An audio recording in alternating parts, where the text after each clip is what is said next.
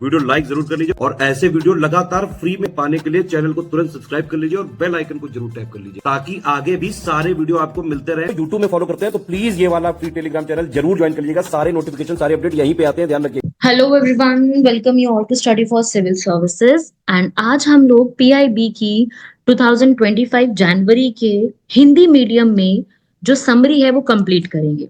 English medium की summary और Hindi medium आपको दोनों ही अवेलेबल कराई जाएंगी। तो आप सभी लोगों को जो भी इसमें बताया जाएगा वो आप लोगों को यहाँ पर जो है प्रोवाइड कराया जाएगा, हमारे द्वारा उपलब्ध कराया जाएगा। और आप में से कोई भी बच्चा अगर ऐसे एग्जाम की तैयारी कर रहा है, वैसे तो देखो भारत में हर एग्जाम में करंट अफेयर्स आते ही आते हैं, तो अगर आप में से कोई भी करंट अफेयर्स की तैयारी कर रहा है तो उसको पीआईबी की मैगजीन जरूर पढ़नी चाहिए। और ये वैसे भी समरी है, आप ये पढ़ लोगे तो आपके ऑलमोस्ट जितनी भी सारी चीजें हैं वो कवर हो ही जाएंगी। आप कोई भी एग्जाम की तैयारी कर रहे हो, यूपीपीएससी, जो भी आप स्टेट पीसीएस की तैयारी कर रहे हो, बीपीएससी, यूकेपीएससी, आरएएस, छत्तीसगढ़ का, उड़ीसा का, हरियाणा का, हिमाचल का, सभी में करंट अफेयर तो सेम ही रहने वाले हैं। जो पूरे इंडिया में करंट अफेयर चल रहे हैं वो तो अलग होने नहीं वाले, वो तो सेम। तो आपके हर एग्जाम में ये काम आएंगे। साथ ही साथ अगर आप यूपीएससी की भी तैयारी कर रही हो, यूपीएससी में आप कौन कौन से एग्जाम की तैयारी करो, सिविल सर्विसेज का एग्जाम हो गया, उसके अलावा सीडीएस, एनडीए, आने वाला जो अब ईपीएफओ एग्जाम और सीएपीएफ, ये सभी एग्जाम में आपको ये वाले करंट अफेयर्स काम आएंगे। तो ये वाला जो पूरी वीडियो है ये सभी के लिए कॉमन होने वाली है, कोई अलग नहीं रहेगा कि इसके लिए अलग या उसके लिए अलग रहेगी या किसी पर्टिकुलर एग्जाम के लिए हम ये बना रहे हैं, कोई ऐसा नहीं है। ठीक है, तो इस तरीके से आप सभी लोगों को ये वाले एग्जाम की तैयारी करने के लिए या आप पेड ग्रुप ज्वाइन कर सकते हो। ये हमारा दिए गए नंबर्स हैं, इस पे जब भी आप ज्वाइन करोगे कॉल कर लेना, आपको सारे एग्जाम के लिए सारी इनिशिएटिव्स के जो है सारी चीजें मिल जाएंगी। ये है हमारा टेलीग्राम ग्रुप, ये टेलीग्राम ग्रुप जरूर ज्वाइन करिएगा। यहाँ पर आपको फ्री में बहुत सी चीजें मिलती हैं। ठीक है, यहाँ पर आपको सारी अपडेट्स, क्विज, वो सब कुछ फ्री में मिलेंगे, तो जरूरी है इसको ज्वाइन करना। पढ़ते हैं हम इसके आगे। देखो हमारे पास टोटल जो ये पूरे महीना है जनवरी का 2025 का, उस पूरे महीने में 100 करंट अफेयर मैं आपको इस महीने के कराने वाली हूँ। इस पूरी वीडियो में आपको मैं सारा नहीं कवर कराऊंगी, उसके लिए आपको हमारा ग्रुप ज्वाइन करना पड़ेगा और आपको पीडीएफ चाहिए तो पीडीएफ भी आपको लेनी पड़ेगी। ठीक है, वो पेड है सारी चीजें, पर इसकी कुछ चीजें जो इंपॉर्टेंट है शुरुआत की, वो मैं आपको क्लास में जरूर करा रही हूँ। आधे घंटे की वीडियो में मैं कवर कराऊंगी, मैं आपको एकदम साफ साफ बातें बता रही हूँ सारी, बाकी के लिए आपको ज्वाइन करना होगा। और आपको मैं बता रही हूँ, अगर आप हमारे ग्रुप्स को और चीजों को ज्वाइन कर लोगे तो नुकसान कहीं नहीं होगा, आपकी करंट अफेयर की तैयारी बेहतरीन तरीके से होगी। साथ ही साथ जैसे आपने ये कंप्लीट कर लिया, फिर भी आपको लगता है कि हमें करंट अफेयर पढ़ने हैं, तो एक सीरीज चलती है स्टडी फॉर सिविल सर्विसेज के चैनल पे जिसका नाम है वीकली करंट अफेयर, आप वो ज्वाइन कर सकते हो। उसके साथ साथ हमारे मंथली एक और करंट अफेयर हर महीने के एंड में आते हैं। इन सबको ज्वाइन करोगे तो आपका करंट अफेयर का एक भी क्वेश्चन गलत नहीं होगा, क्योंकि आपने सब कुछ पढ़ लिया है, आपकी सारी चीजें कवर हो जाएंगी। तो आप इसी तरीके से अपनी पढ़ाई करोगे, करंट अफेयर की तैयारी बहुत अच्छे से आप करके जा सकते हो। तो इसको आप जरूर अपने नोट्स में अपने तरीके से इसको लिख लेना। और मेरी यही आप लोगों से एक गुजारिश है, एक यही कहना है कि इसको जरूर अच्छे तरीके से कंप्लीट करना। ठीक है भाई, तो ये है हमारे कुछ इंपॉर्टेंट करंट अफेयर्स, ये आप देख सकते हो सामने। इस तरीके से ये पूरी फाइल है हमारी, इसमें आप नंबर देख सकते हो कि कितने सारे हैं। ऐसे करते करते टोटल 100 करंट अफेयर्स को हम लोग कवर करेंगे, जिसमें हम लोग सबसे पहला शुरू कर रहे हैं। सबसे पहला है हमारे प्रधानमंत्री द्वारा सोनमर्ग में, सोनमर्ग आप जगह जानते हो जम्मू कश्मीर में है, वहां पर एक सुरंग का उद्घाटन किया गया है 13 जनवरी 2025 को। जम्मू कश्मीर में सोनमर्ग सुरंग का उद्घाटन किया गया है, ताकि अब सुरंग बनाने का कारण क्या होता है, सुरंग बनाने का कारण होता है कि वहां पर सुविधाएं आसान की जा सके। जो उस इलाके में लोग रहते हैं, हमारे जो आर्मी ऑफिसर्स हैं वहां पर उनको आसानी हो जाए वहां तक खाना पहुंचाना, वो सब चीजें भी उनको आराम से जो है वो मिल जाए। तो ये सोनमर्ग की टनल है जो यहाँ पे बनाई गई है, जो कि गगनगिर और सोनमर्ग को आपस में कनेक्ट कर रही है। ठीक है, पहले हुआ करता था कि यहाँ पर बहुत ज्यादा लैंडस्लाइड होता है ना, जो भूस्खलन हो जाता है, वो यहाँ पे देखने को मिला था। तो अब आज के टाइम पे क्या हुआ कि 15 मिनट में आप ये पूरा रास्ता कवर कर सकते हैं, जिसको कवर करने में पहले बहुत ज्यादा समय लगा करता था। पहले जो रास्ता होता था वो जिग जैग ऐसे ऐसे करके घूम घूम के जाना पड़ता था, अब सीधी टनल है तो आपको घूम घूम के भी कहीं से नहीं जाना। ठीक है। और उस समय जब इन पूरी टनल को बनाया गया तो वहां पे कई श्रमिकों की जान भी गई थी। तो ये आप याद रखिएगा, इंपॉर्टेंट चीज है। फिर अब हमारे भारत के अंदर रेल विद्युतीकरण की बात चल रही है। वैसे भी पूरे रेलवे को विद्युतीकरण तो ऑलरेडी किया जा चुका है, लेकिन रेलवे की विद्युतीकरण की परियोजना में इसको पूरी तरीके से करा जाएगा। अभी तक 97% जो है विद्युतीकरण ब्रॉड गेज का हो चुका है। अब ऐसा बोला जा रहा है कि 100% तक विद्युतीकरण का लक्ष्य हमें जो है हासिल करना है। अब विद्युतीकरण से क्या होगा, कोयले का इस्तेमाल कम होगा, जो फ्यूल होते हैं ईंधन का इस्तेमाल कम होगा, जिसकी वजह से कार्बन उत्सर्जन कमी होगी, और हमारा जो आयात हम करते हैं ईंधन को, उस पे हमारी निर्भरता को कम किया जाएगा। फिर दिल्ली मेट्रो का विस्तार किया जा रहा है, नए कॉरिडोर बनाए जा रहे हैं। वैसे भी आपको पता है कि दिल्ली मेट्रो करीब 300 350 से 400 किलोमीटर अपना पूरा रास्ता दिन भर में कवर करती है। उसमें नए कॉरिडोर जोड़े जा रहे हैं। ठीक है। और ये भी ऐसा हो रहा है कि भाई जितनी भी यहाँ पर जो भी ये मेट्रोस चलती हैं, ये मेट्रो सारी कैसी होंगी, चालक रहित होंगी, इसमें ड्राइवर ही नहीं होगा। ऐसे हो गया है ऑलरेडी काफी सारी मेट्रो में जिसमें कोई चालक नहीं होता है, जिसमें कोई भी यहाँ पर जो ड्राइवर है वो होता ही नहीं है। ठीक है। फिर इसके बाद अगला आता है बुलेट ट्रेन। अब भारत के अंदर बुलेट ट्रेन की भी परियोजना शुरू हो चुकी है। मुंबई से अहमदाबाद तक ये बुलेट ट्रेन जा रही है। हाई स्पीड रेल कॉरिडोर बनाया जा रहा है, 2 घंटे की कमी हो जाएगी पूरे जो यात्रा में जो समय लगता था उसमें। अब किसकी साझेदारी से बना रहे हैं, ये हमारे लिए इंपॉर्टेंट है, जापान की साझेदारी से। ऐसे ही श्वेत वस्तुओं के लिए पीएलआई। पीएलआई शब्द का मतलब क्या होता है, पहले तो ये समझो। इंग्लिश में इसे कहते हैं प्रोडक्ट लिंक्ड इंसेंटिव। मतलब कि किसी प्रोडक्ट जो कि अभी आज की जरूरत है, जैसे इलेक्ट्रिक व्हीकल्स आज की जरूरत है, अगर हमारे देश में कोई भी व्यक्ति जो है वो इस चीज को बनाता है, ठीक है, तो उसको उस चीज के लिए फायदे मिलेंगे। व्हाइट गुड्स का मतलब क्या होता है, श्वेत वस्तुएं। ये क्या होती है, एसी और एलईडी लाइट्स कहे जाती है इन्हें। तो सरकार यहाँ पर उनको फायदा पहुंचाएगी जो इनको बनाने में ज्यादा मदद कर रही हैं। वहां पर कंपनियां भी निवेश कर रही है, सरकार भी यहाँ पर दे रही है पीएलआई के तहत। तो सर जो जो भी कंपनी इसको बनाएगी ना, सरकार की तरफ से उनको इंसेंटिव मिलेगा, सब्सिडी मिलेगी, घरेलू विनिर्माण को फोकस किया जाएगा। ठीक है। तो जो भी होगा ना, उनको जो भी उनकी सेल होती है उस पर टैक्सेस उनको यहाँ पर कम देना पड़ेगा, और उनका कुछ प्रतिशत 4% से 6% उनको यहाँ पर इंसेंटिव दिए जाएंगे सरकार द्वारा। तो ये एक जो है इससे काफी अच्छी सी चीजें जो है वो होने के चांसेस हैं। फिर अगला, हीरा अग्रदाय प्राधिकरण। जो डायमंड इंडस्ट्री है उसने अपना डायमंड के जो है उसको बढ़ावा देने के लिए पूरा स्टेप लिया है। फिर भारत मोबिलिटी ग्लोबल एक्सपो, आपने सुना होगा ऑटो एक्सपो के बारे में। अभी हाल फिलहाल में ऑटो एक्सपो जो है उसका आयोजन किया गया था 19 जनवरी को।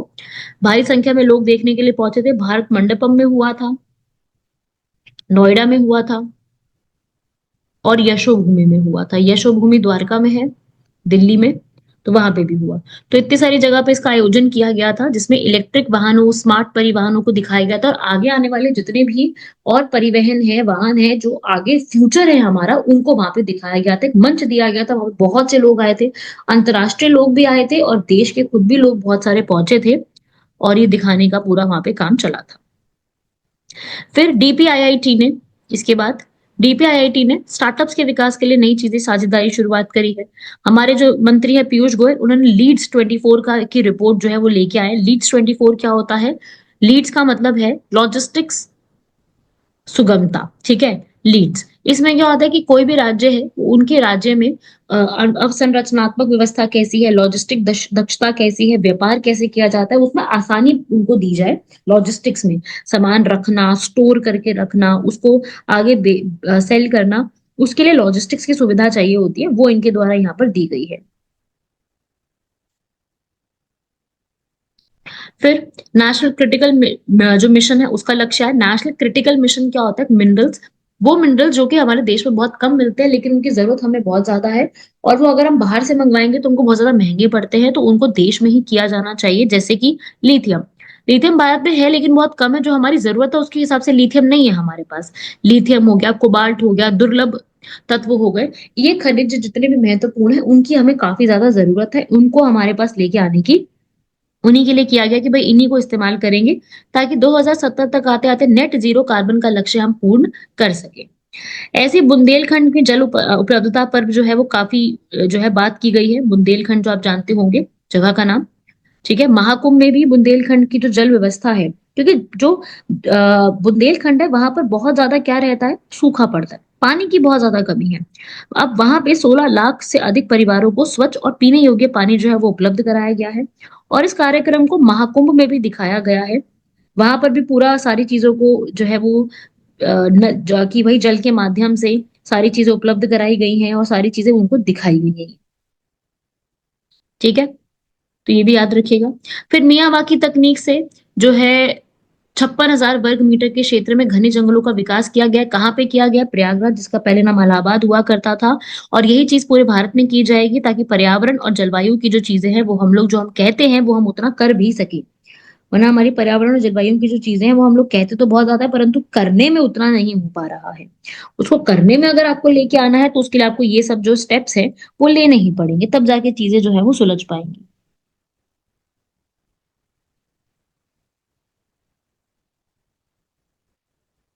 ठीक है भाई।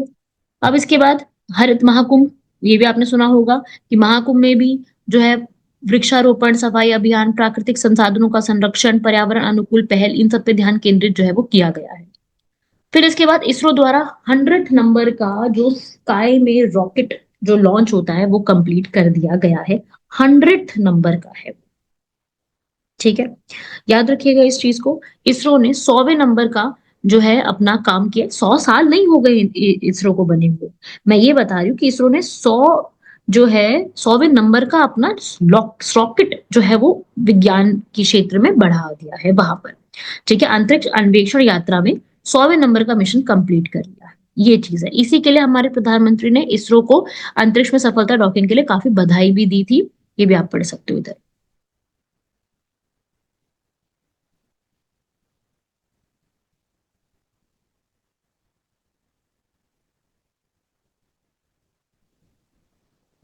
बढ़े इसके बाद, पढ़ लिया ना आपने। फिर आगे आता है जिनोम इंडिया। जिनोम इंडिया का मतलब क्या होता है? ये परियोजना में जिनोम में क्या होगा कि भाई जो हमारे जितने भी जेनेटिक्स होते हैं, आनुवांशिक डेटाबेस, उसका निर्माण किया जाएगा ताकि ये पता चले कि आनुवांशिक तरीके से कौन से रोग एक जगह से दूसरी जगह हस्तांतरित हो रहे हैं। फिर आता है भारत का क्लीन टेक विनिर्माण प्लेटफॉर्म। क्लीन टेक का मतलब क्या होता है? क्लीन भी और टेक भी। क्लीन का मतलब क्या होता है? साफ, मतलब कि ऐसी प्रौद्योगिकी का इस्तेमाल करना है जो स्वच्छ हो, हमारे एनवायरमेंट को, पर्यावरण को किसी भी तरीके से नुकसान ना पहुंचाता हो, ठीक है। तो इसमें ऊर्जा प्रौद्योगिकी, इलेक्ट्रिक वाहन, ऊर्जा भंडारण संसाधन, तो इन सब चीजों का निर्माण जो है वो किया जाएगा। फिर आता है पिक्सप्लेक्स द्वारा भारत का पहला निजी उपग्रह तारामंडल जो है वो स्टार्ट किया गया। काफी ज्यादा इंपॉर्टेंट है ये वाली चीज, इसको याद रखना पड़ेगा आपको। एग्जाम में बन सकता है इससे भी सवाल कि ये कौन सी चीज है जो मतलब पहला जो है वो किसने किया था पहला। तो पिक्सल प्लेक्स द्वारा किया गया, पिक्सल स्पेस द्वारा। फिर इसके बाद नौसेना के प्रयासों के बारे में बताया गया। हमारे जो भारत के प्रधानमंत्री है उन्होंने हमारे नौसेना जो जहाज है, आईएनएस सूरत, आईएनएस नीलगिरी, आईएनएस बागशीर, इनको बोला है कि ये जो है हमारे बेड़े में, हमारे जो पूरे जहाजों का बेड़ा है उसमें हमारे काफी बड़ा योगदान दिया है और हिंद महासागर की सुरक्षा में भी ये काफी ज्यादा योगदान में रहे हैं, ऐसा इसमें उन्होंने बताया है पूरा, ठीक है। तो इसको आप मतलब एक छोटा सा पॉइंट है, इसको जरूर याद रखिएगा कि ऐसा भी इंपॉर्टेंट है। फिर इसके बाद आता है तटरक्षा में। अभी क्या हुआ है कि इंडोनेशिया के जो प्रेसिडेंट है वो भारत आए, तो अब उनके भारत आने के बाद भी हम लोगों ने काफी समझौते उनके साथ करे हैं। और ऐसे ही जो इंडोनेशिया का तटरक्षक बल है और जो हमारा तटरक्षक बल है जिसे हम आईसीजी कहते हैं, भारतीय तटरक्षक बल, इंडियन कोस्ट गार्ड, और इंडोनेशिया दोनों ने अपना जो पूरा समझौता है उसको दोबारा नवीनीकरण किया है। मतलब कि और आगे आने वाले 3 वर्षों तक उसको नवीनीकृत किया है, जिसके अंदर वो एक दूसरे की समुद्री सुख सुरक्षा, एक दूसरे के साथ संयुक्त अभ्यास और क्षमता निर्माण में सहयोग और ज्यादा बढ़ाएंगे, ताकि वहां पे समुद्र में जो भी डकैतियां होती हैं वो डकैतियों को रोकथाम किया जा सके, डकैतियां किसी भी तरीके से ना हो, इसको भी रोका जाएगा। ठीक है, तो ये ताकि सुरक्षा जो है वो आपस में बढ़ सके, इसी के लिए इनके द्वारा ये पूरी एक पहल जो है वो करी गई है। फिर आता है आत्मनिर्भर भारत। ठीक है, आत्मनिर्भर भारत आप कैसे बनाओगे, जब आपकी जितनी भी चीजें होंगी वो भारत की खुद में ही बन रही हैं। तो हमारी जो इंडियन आर्मी है, जो हमारी सेना है, वो अगर अपने टैंक जैसे कि 47T2 ब्रिज लेइंग टैंक अगर खुद से बना रही है, तभी हम कह सकते हैं कि हम आत्मनिर्भर भारत है, ताकि भारतीय सेना की गतिशीलता, परिचालन क्षमता इनको बढ़ाने में आगे सहयोग मिल सके। तो याद रखिएगा ये भी इस तरीके से। ऐसे ही आत्मनिर्भर भारत के तहत ही यहाँ पर सतह से हवा में जाने वाली मिसाइल है, उसको भी भारत जो है वो यहाँ पे बनाएगा। कौन? बीडीएल, भारत डायनेमिक्स लिमिटेड, ये एक हमारी ऑर्गेनाइजेशन का नाम है, वो यहाँ पर इस चीज को तैयार कर रहा है।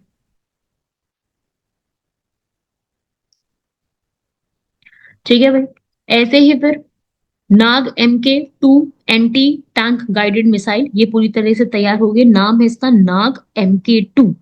ठीक है, ये हमारी भारत की रक्षा क्षमताओं में से काफी बड़ी उपलब्धि है हमारे पास, क्योंकि इस मिसाइल को भारी बख्तरबंद टैंकों को नष्ट करने के लिए डिजाइन किया गया। जितने भी बड़े बड़े टैंक होते हैं उनको जाके सीधे मिसाइलें नष्ट कर सकती है एक ही बार में।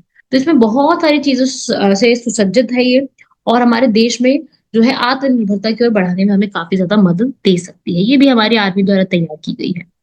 फिर आता है यहाँ पर अगला, जो फसल बीमा योजना है, इसमें और संशोधन करने के लिए मंजूरी जो है वो कैबिनेट सरकार द्वारा दी गई है। फिर इसके बाद ये बोला गया है कि जो कृषि ऋण वितरण है, उसको जमीनी स्तर पर बात करें तो 19.28 लाख करोड़ तक जो है वो पहुंच गया है, जिसे हम KCC कहते हैं, किसान क्रेडिट कार्ड। वो जो है हमारे किसानों तक इतना जो है वो दिया जा चुका है उन्हें। ये आप पढ़ लो, ये वाला लिखा ही हुआ है, 7.75 किसान क्रेडिट कार्ड जो है वो दिए जा चुके हैं इतने, और ताकि कृषि की आवश्यकताओं को पूरा किया जा सके, उन्हें कम ब्याज दरों पे ऋण जो है वो उपलब्ध कराया जा सके। ऐसे ही जैसे हमारे देश में बहुत सारे बोर्ड चल रहे हैं, एक हल्दी बोर्ड बनाया जाएगा। जैसे हमारे भारत में कपास का बोर्ड चल रहा है, चाय का चल रहा है, कॉफी का चल रहा है, ठीक है, मसालों का चल रहा है, जूट का चल रहा है, इतने सारे बोर्ड्स हैं। ऐसे ही हल्दी भी हमारे देश में, हम हल्दी को लेकर के भी आत्मनिर्भर हो जाएं, इसके लिए सरकार द्वारा प्रयास जो है वो करे जा रहे हैं, और जिसके कारण इन प्रयासों में एक प्रयास ये भी आता है कि अब हल्दी बोर्ड बनाए, हमारे यहाँ पर हल्दी बोर्ड का निर्माण अच्छे से किया जा सके। तो हल्दी बोर्ड जो है हमारे देश में निर्माण कर रहे हैं, इसके हेडक्वार्टर्स अभी कहाँ होंगे ये सब नहीं बताया गया है, पर इसका शुभारंभ होगा। क्योंकि हल्दी एक ऐसी प्रमुख कृषि वस्तु है जिसको अगर हम बनाएंगे तो आगे चल के हमको ये काफी ज्यादा फायदा देगा, हमें बाहर के देशों से कुछ भी ऐसा मंगवाना नहीं पड़ेगा। तो अगर हम देश में ही आत्मनिर्भर हो जाएं तो बेहतर रहेगा, हमारे देश के लोगों को रोजगार भी उपलब्ध कराया जाएगा। ठीक है, तो उसके लिए ये चीज जो है, ये स्टेप पूरा यहाँ पर लिया जा रहा है। ठीक है भाई, ऐसे ही पाम ऑयल के ऊपर भी चल रही है सेम चीजें, पाम ऑयल भी सेम टू सेम इसके अंदर बात कर रहा है इसी के ऊपर ही। और फिर उसके बाद डिजिटल डेटा संरक्षण अधिनियम की बात की जा रही है। व्यक्तिगत डेटा, ठीक है, ये 2025 में इसका पूरा मसौदा प्रस्तुत हुआ, पास नहीं हुआ है अभी। जैसे यूरोप में यूरोपियन संघ के JDPR है, ऐसी अंतरराष्ट्रीय मानकों को तय करते हुए डिजिटल डेटा हमारे यहाँ भी तैयार किया जाएगा। ठीक है, तो वो चीज है इसके अंदर, आप इसको एक बार बस रीड कर लो इसमें।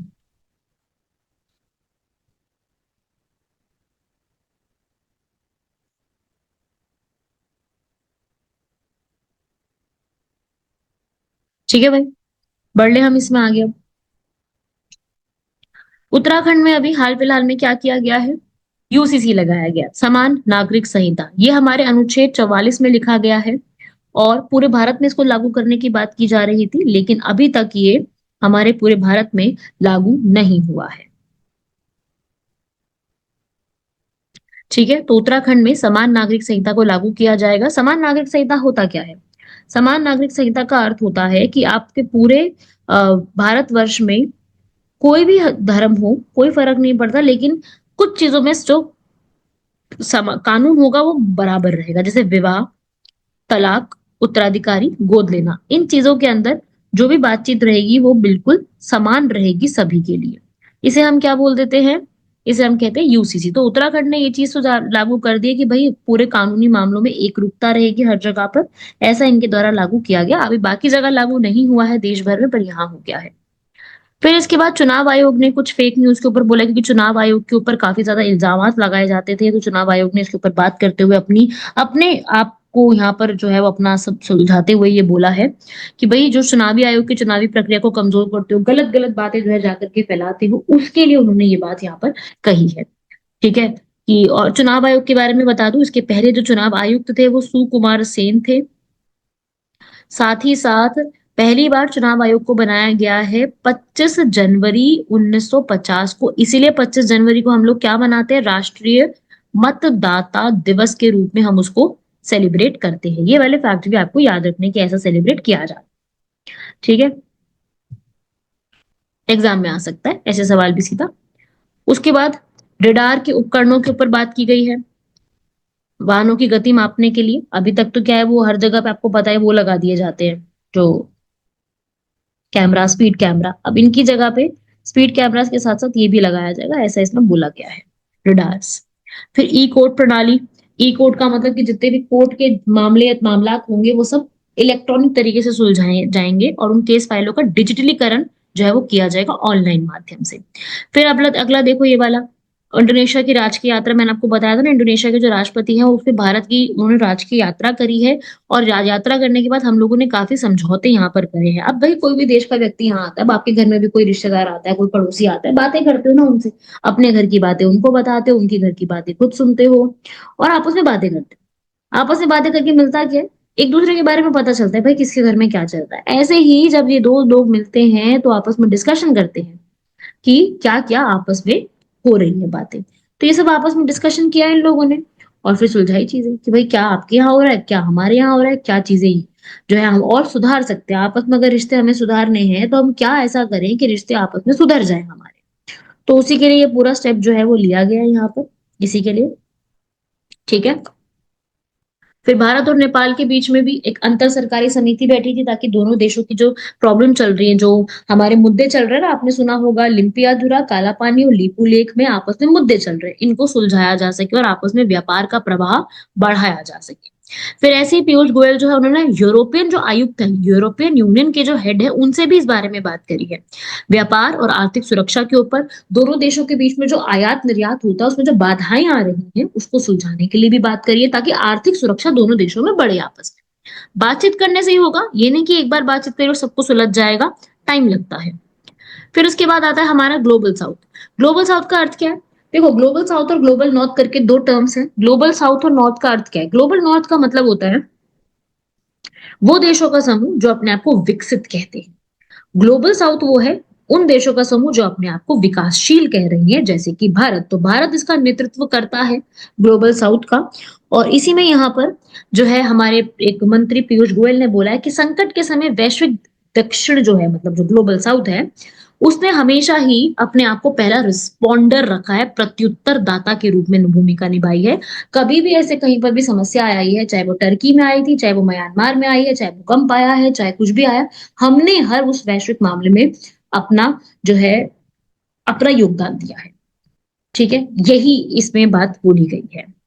फिर महाकुंभ 2025 के लिए प्रयागराज में प्रधानमंत्री जन औषधि केंद्रों का विस्तार भी किया जा रहा है। ये बोला जा रहा है कि भाई अब जो प्रयागराज है वहां पर जन औषधि केंद्र बनाए जाएंगे। जन औषधि केंद्र क्या होते हैं, जहां पर आपको किफायती और गुणवत्तापूर्ण दवाइयां उपलब्ध कराई जाती हैं। ठीक है। फिर इसके बाद बेटी बचाओ बेटी पढ़ाओ पहल, या आप जानते ही हो, महिलाओं और शिक्षा लड़कियों का सशक्तिकरण के लिए पहल है। महिला साक्षरता दर में सुधार लाने के लिए किया गया है। लड़कियों की स्वास्थ्य देखभाल की सुविधाएं भी इसमें रखी गई हैं ताकि लिंगानुपात में सुधार लाया जा सके, सामाजिक दृष्टिकोण में परिवर्तन लाया जा सके। तो उसी के लिए ये बात कही गई थी कि यहाँ पर इसकी वजह से हमारे देश में काफी विकास हुआ है। फिर इसके बाद केंद्रीय खाद्य और उपभोक्ता जो मामले के मंत्री हैं, उन्होंने यहाँ पर जो है घरेलू नीति की घोषणा करी। अभी नीति लागू नहीं हुई है इसलिए इसको पढ़ने की भी जरूरत नहीं, जब ये लागू होगी तब इसको पढ़िए। फिर राष्ट्रीय डिजिटल स्वास्थ्य मिशन, इसके ऊपर भी बोला गया कि भाई हम लोग स्वास्थ्य को डिजिटल कहते हैं। हर व्यक्ति का जो डेटा होना चाहिए वो एक जगह पे इकट्ठा होना चाहिए, उसने कहाँ से जांच कराई, उस जांच में क्या आया था, वो रिपोर्ट वहां अपलोड होनी चाहिए, सब कुछ होगा ना। तो प्लेटफॉर्मों पे सारा स्वास्थ्य डेटा अपलोड किया जाएगा, उसी में स्वास्थ्य की एक आईडी बनाई जाएगी उस व्यक्ति की, और सहयोग से सारी चीजें चलेंगी। फिर हमारे भारतीय वैज्ञानिकों ने स्वदेशी क्वांटम कंप्यूटिंग चिप की विकसित कर ली है, यहाँ पर विकसित कर ली है, बना ली है हमारे भारतीय वैज्ञानिकों द्वारा, और इस पर आगे अब चीजें चलेंगे भी, बन रहा है। फिर सेमीकंडक्टर मिशन के तहत हमारे देश में सेमीकंडक्टर्स बनाए जाएंगे। चिप बनाने के लिए सेमीकंडक्टर की ही आवश्यकता होती है। फिर नई अंतरिक्ष नीति है, यहाँ पर हमारे देश में नई अंतरिक्ष नीति लेके आई जाएगी ताकि निजी क्षेत्र भी बढ़े। अभी तक क्या है, इसरो, HAL, ये सब है। और ये सब है क्या, ये सब हमारी क्या है, जो ऑर्गेनाइजेशन है सारी, वो मतलब आप मान के चलो कि वो सारी ऑर्गेनाइजेशन आप मतलब ये कह सकते हो कि उसमें है, तो मतलब सरकार द्वारा चलित है ये। अब इसमें और भी चीजें जोड़ी जाएंगी, ऐसा इसमें बताया गया है। फिर हाइड्रोजन मिशन, हरित हाइड्रोजन बनाई जाएगी। रोपवे मिशन, रोपवे मिशन क्या होता है, जितने भी पहाड़ों के इलाके, इसे पर्वतमाला प्रोग्राम भी कहते हैं, दूर दराज के दुर्गम क्षेत्र है, वहां पे कनेक्टिविटी की सुविधा कम है, वहां पे कनेक्टिविटी बढ़ाने के लिए 10,000 किलोमीटर रोपवे प्रणाली का निर्माण पूरे भारतवर्ष में किया जाएगा। और अकेले सरकार नहीं करेगी, इसमें निजी कंपनियां भी सहयोग देंगी ताकि योजनाएं जो है वो और अच्छे से की जा सके। ठीक है, तो ये है पूरा रोपवे मिशन। दुर्गम इलाकों में आपको पता है कि रास्ते इतने ज्यादा उबड़ खाबड़ होते हैं और जिग जैग रास्ते होते हैं, हर जगह पे गाड़ी ले जाना पॉसिबल नहीं होता और हर व्यक्ति वहां पे गाड़ी ले जाए ऐसा भी आवश्यक नहीं है। तो इसी के लिए ये स्टेप जो है वो यहाँ पे लिया गया है। आपको ये पॉइंट अच्छे से याद रखना है, काफी इंपॉर्टेंट है।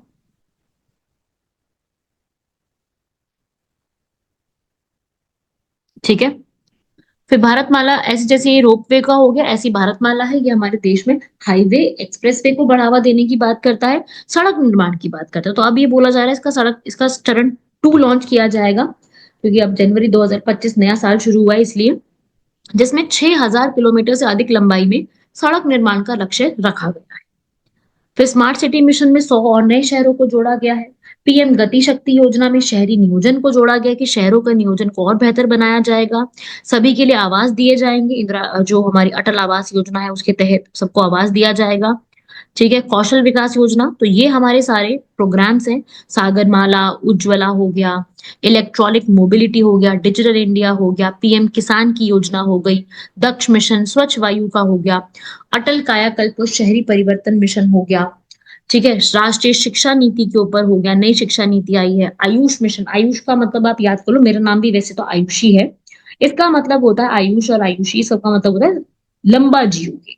ठीक है, आयुष, ए मतलब आयुर्वेद, वाई मतलब योग, यू से यूनानी, एस से सिद्ध और एच से होम्योपैथी। जो हमारी पारंपरिक चिकित्सा प्रणाली चलती आ रही है उसके लिए ये मिशन पूरा हमारे लिए स्टार्ट भी किया गया, आयुष मंत्रालय भी बनाया गया है, तो वो चीज है।